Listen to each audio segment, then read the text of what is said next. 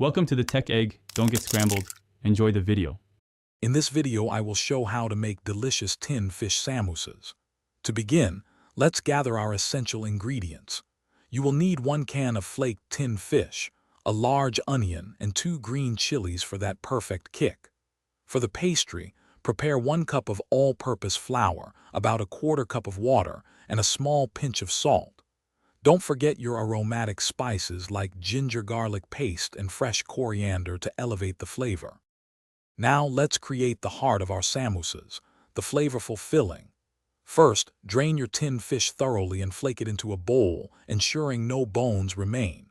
Next, in a pan, sauté your finely chopped onion and green chilies until they are beautifully softened and fragrant.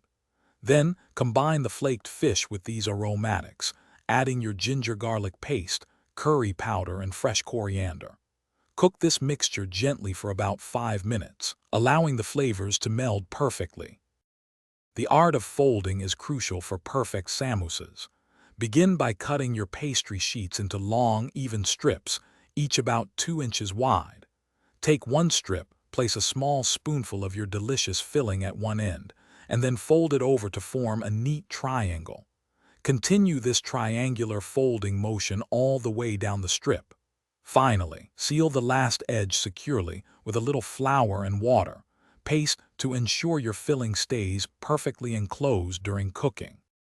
Our final step is to cook these delightful treats to golden perfection.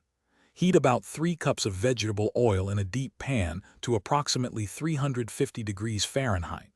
Carefully place your folded samoosas into the hot oil, frying them in small batches.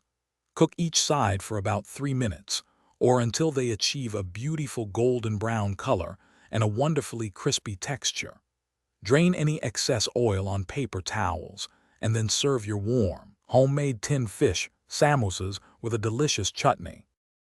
Thanks for watching. Consider subscribing if I helped unscramble your problems.